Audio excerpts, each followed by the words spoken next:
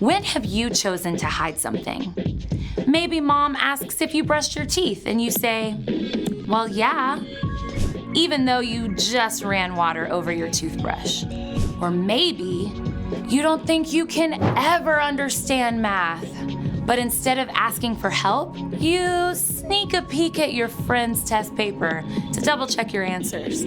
Or maybe you're kind to your little sister when your friends are watching, but you snap at her when they leave. You're so annoying, just go away. Truth is, we all mess up. We all make wrong choices. And instead of owning up to what you've done, it's easy to start hiding, to cover up, to show the world a fake smile, while inside you feel angry or ashamed. But there is more to the truth. No matter how badly you mess up, you are deeply loved. The God who made the entire universe knew you and chose you before the world began. There is nothing you can do to make God stop loving you. When you begin to know and experience God's amazing love, you don't need to hide anymore. You can admit you didn't actually brush your teeth and go back to finish the job. You can confess your struggle with math and ask for help. You can draw on God's love to help you treat your sister just as well when you're alone as when people are watching. The more you choose to be truthful in whatever you say and do, the more others can see God at work in you. They can see how God never changes and never lets go. That's why integrity is an amazing way to worship God with your life. Because worship is about more than just singing loud, it's all about living loud.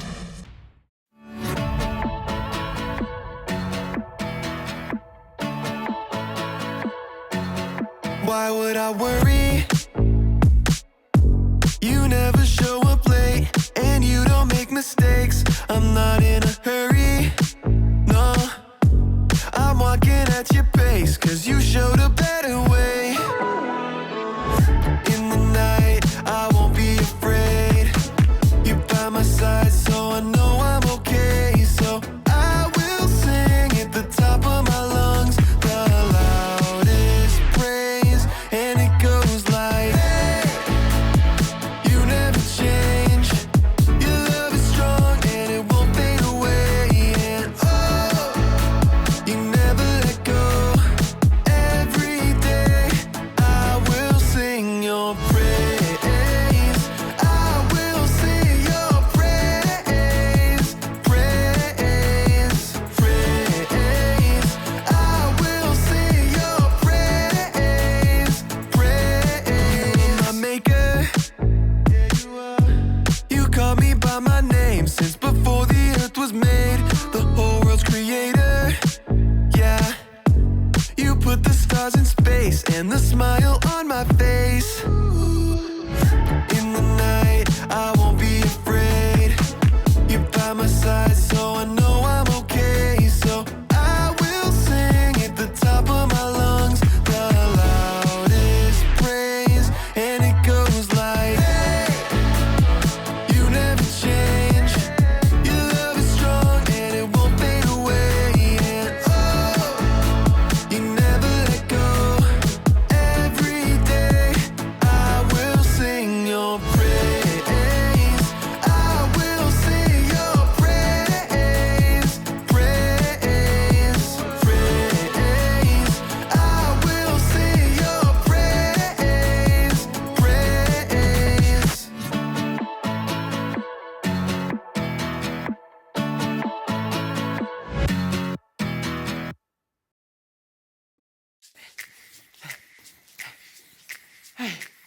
Welcome to the Story Lab. This week we're talking about integrity while we take a look at the tale of two trees. I wonder if either tree has a tire swing.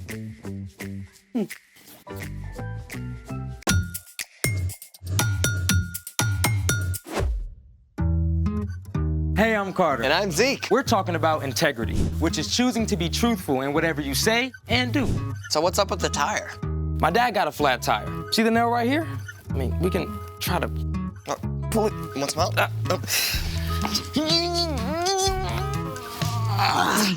It's like Excalibur. That's not coming out. What's it doing in here? I figured we can use it for something. Tire swing. Dog bed. Workout equipment. Come on, you can do it. I don't Come think on. I can do You it. got it. Getting ripped. Our guest today knows his way around a tire. In fact, he's an expert on cars. Seriously?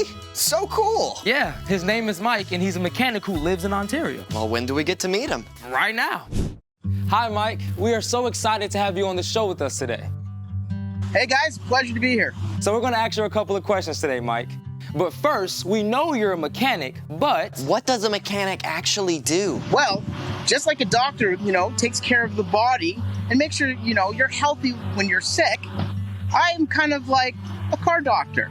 I take care of cars and I make sure when they're not working well, I get them back up to speed. okay, so how did you get interested in working with cars? Well, it kind of has started as a kid. I've always been interested in small motors and fixing and repairing things. And as a kid, I loved fixing bikes. How'd you get started as a mechanic? Well, I actually started at a dealership when I first wanted to be a mechanic. I was fixing cars, but over time, they wanted us to, I felt the pressure to make repairs that really customers didn't really need and do things that, it's not really needed or the customer didn't really want it. So I just didn't feel comfortable that way. And I actually had somebody tell me that I had to be one person at the dealership and one person at home. And that wasn't okay with me. So I left and I went to a smaller shop. Here, I get to take care of the customers. I do exactly what they want and exactly what we say we're going to do. I do quality work and they're satisfied. So, Mike, we can see that you're kind of at a shop right now. So tell me about some of the things that you guys are working on right now. What type of cars? What are you doing to the inside? Just give me those details. We get to work on everything here at our shop, from small cars to trucks to lawnmowers. Right now, I'm working on this car sitting right here. The customer wants me to make sure that their car is working exactly as it should. So I will check things like here, this is the air filter, where I would make sure that the car's air filter is clean and the engine can breathe. And here, this is the dipstick, where the engine oil goes in. It's like the lifeblood of the engine. If it's not good, the engine will not work well. And also, the battery. This is a very essential part of the car. You have to make sure that the battery's in good working order and these connections are nice and tight. Because if they're not, the car may not even start at all. Can you talk more about what it takes to get a car to run really, really well? The best part of it all is you have to take care of what's on the inside. If you don't, eventually the car will break down and maybe not even work at all. So, Mike, we know you love working on cars, but we gotta ask, what is your favorite kind of car? Classic cars and hot rods. I absolutely love them. When I'm driving down the road with my kids, we make it a game to pick them out, point them out, check the colors, and really just love the sound of the old hot rods. These cars are awesome. Well, thank you so much, Mike. Your job is so awesome, and it was a pleasure talking to you today. Thanks, guys. Wow, it's like I've got a whole new perspective on what's inside. Speaking of which, it's time for The story before the story. Today we're in the book of Luke. When God sent Jesus as a baby, angels announced his birth. But for most of his life, Jesus lived quietly and faithfully, loving God and loving others. Around the time Jesus was 30 years old, he came to the Jordan River. God's voice spoke from heaven. "You are my son, and I love you. I am very pleased with you." Soon after, Jesus began to travel from town to town, teaching and healing. He chose a group of friends to share life with him. In everything Jesus said and did, he showed people what God is like. And over, he pointed out that what's on the inside matters most to God. Which is where our story starts. Take it away. Hey everyone, I'm Brian.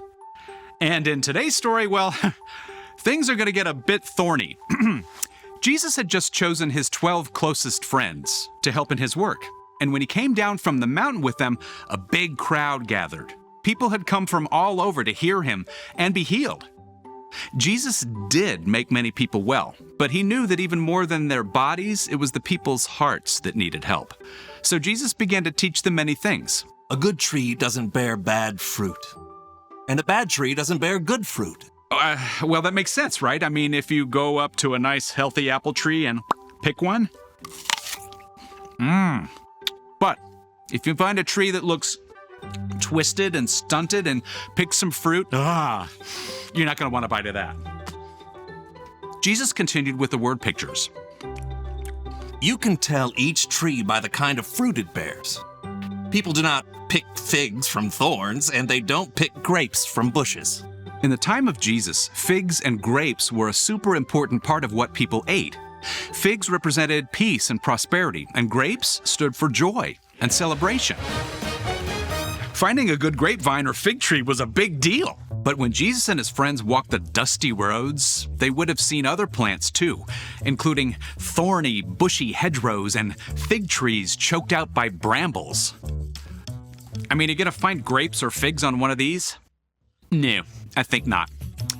It quickly became clear to the crowd, though, that Jesus was talking about more than just trees and vines. A good man says good things.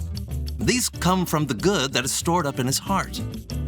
An evil man says evil things. These come from the evil that is stored up in his heart. A person's mouth says everything that is in their heart. Mic drop. A healthy apple tree produces great fruit, and an unhealthy tree grows bad fruit. They do it without even trying. And we are just the same.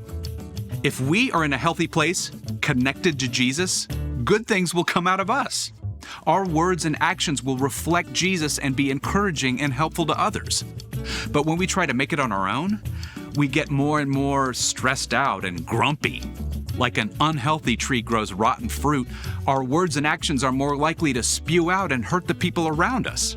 Who you are and how you're doing inside will always come out. You might be able to cover up and pretend everything's great for a while, but eventually, the pressure of trying to keep it together will just be too much. You'll end up saying and doing hurtful things, even if you don't mean to. So clearly, we want to be this and not that. Here's the good news. You get to choose which kind of tree you want to be. The night before he was arrested and gave up his life, Jesus told his friends, I am the vine. You are the branches. If you remain joined to me and I to you, you will bear a lot of fruit. You can't do anything without me. Boom, there it is. That's the key. Like a branch has to be connected to the vine or tree trunk to survive, we were designed for connection to Jesus. And when we're regularly learning more about Jesus and talking with him, things start to change inside. Over time, we become like good branches growing trees, growing good fruit. Now, being a good tree does not mean that you'll never say or do something hurtful, but it does mean that most of the time, your words and actions will be loving. And when you mess up, you can take it right to Jesus and ask for help. After all, you and every single person you meet are made in God's image. And when you follow Jesus, you can be confident that you will become a good tree, growing good fruit. The end. Okay, so if I were a tree, what would I grow? Maybe walnuts? Walnuts? Not a fruit. Yeah, but you're a little nutty. And you're a lot cheesy. The story, guys? Right. Well, whatever kind, I want to be a good tree. So what's our part in the story? Well, it starts with a choice. You don't live with integrity by accident. The journey begins by choosing to follow Jesus and then to stay connected to him. And there are lots of ways to do that. Oh, for sure. For one of the best ways is to read or listen to scripture about the things Jesus did and said. Love your enemies. Don't worry about tomorrow. Let your light shine before others. My grace is all you need. My power is strongest when you are weak. Yeah, and that's just a start. You can also spend time talking with Jesus in prayer, just like you'd talk with a friend. Yeah, and that means listening too. When you take time to be still, Jesus might give you a word or a feeling, or just a sense that he's there. Even when you get distracted or mess up, that's still a great opportunity to reconnect with Jesus. There is nothing you can do that will ever make him love you less. And when you stay connected to Jesus, you can be truthful with your whole life. Yep, you got it. See you next time. So, here's the thing. Be truthful with your whole life. And stay connected to Jesus. Kind of like how Mike showed us with making sure your car battery is properly connected. So, have you decided what to do with this tire? I'm going to use it as a planter. And grow some good fruit. Or veggies. Thanks for joining us in the Story Lab. See you next time. Wait, come back! Runaway tire!